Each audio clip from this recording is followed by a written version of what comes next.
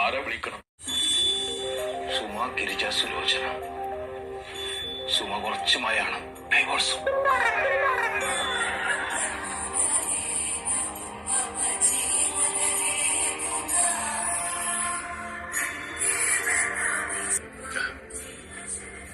Suma, ഉണ്ണിയേട്ടനാണ്.